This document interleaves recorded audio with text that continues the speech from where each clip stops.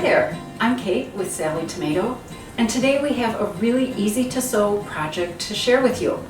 It's Andie, an accessory inspired by the character Andrea of the movie The Devil Wears Prada, who learned to be ready for her boss Miranda Priestley down to the smallest detail. So now we're going to have you prepared and always have lip balm and hand sanitizer handy at the ready. The pattern includes 3 holder sizes for lip balm and for a 1 ounce hand sanitizer bottle and also a 2 ounce hand sanitizer bottle. So let's head over to the work table and get started. Before beginning, take a few minutes to review the pattern for recommended fabrics. You'll need just 1 fabric, elastic, and Key Fob hardware. Then gather a few supplies and handy tools such as thread. I'll be using Salkie 40 weight poly deco thread, which is strong but looks great. Clover Wonder clips, scissors, chalk or removable pen, a seam roller, basting tape, and a Teflon foot or zipper foot. Follow the pattern for cutting the fabric pieces that you'll need and mark the elastic with the length needed. I'm not going to cut the elastic just yet. I have a tip that I think you might like a bit later in the assembly process. Also, cut out or trace the pattern templates that are included in your pattern. Let's start by shaping the holder. Mark a center line between the short ends on the wrong side of the holder piece using removable pen or chalk. Now fold the 2 short ends to the wrong side. Press the folds with your fingers or seam roller, and you can secure those ends with small pieces of basting tape or sewing clips. Place the corresponding template on the wrong side of the fabric, aligning the long edges and 1 short end that would be at that pressed hem. Then trace the opening and shaped edges.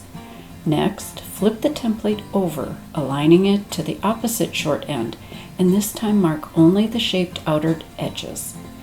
I also marked a short center line just below the traced opening. Oops, almost forgot to mark the shaping on the opposite end. Do as I say, not as I do.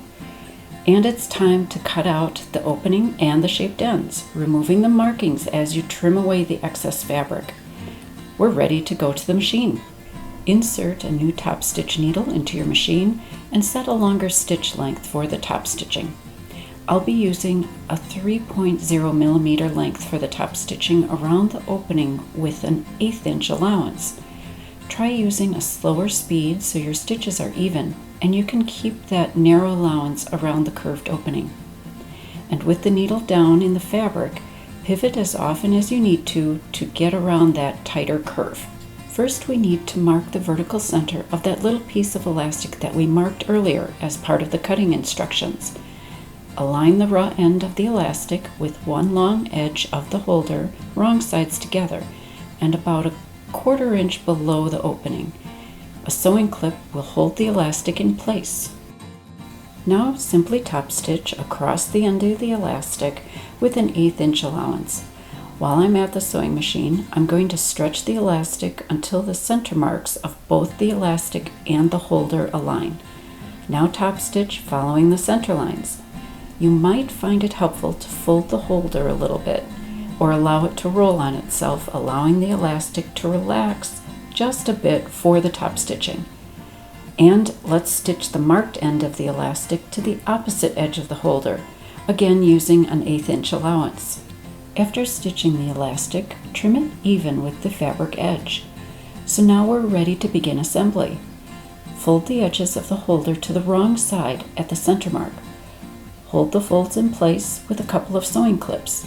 Next, top stitch on the center line that's marked on the wrong side, securing the folds. Fold the holder in half, wrong sides together, aligning the top edges and the sides.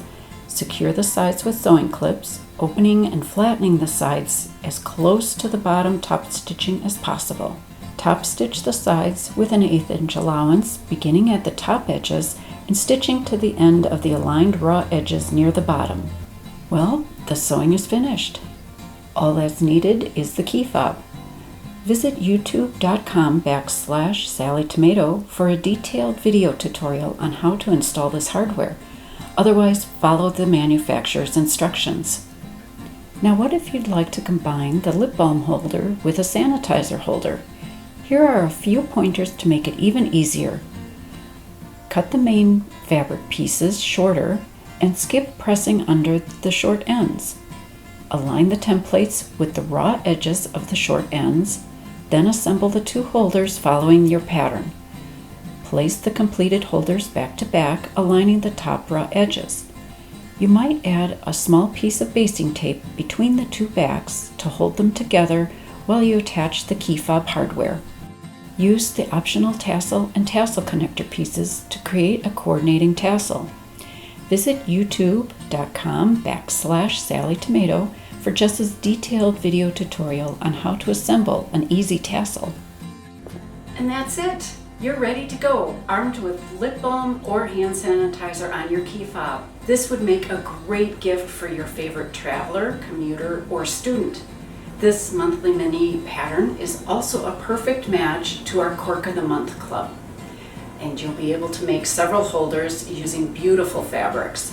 We'd love to see photos of your completed projects, so share a photo by tagging us at #SallieTomato and #AndieHolderPattern, and give us a thumbs up if you found this tutorial helpful. So until next time, thank you and happy sewing.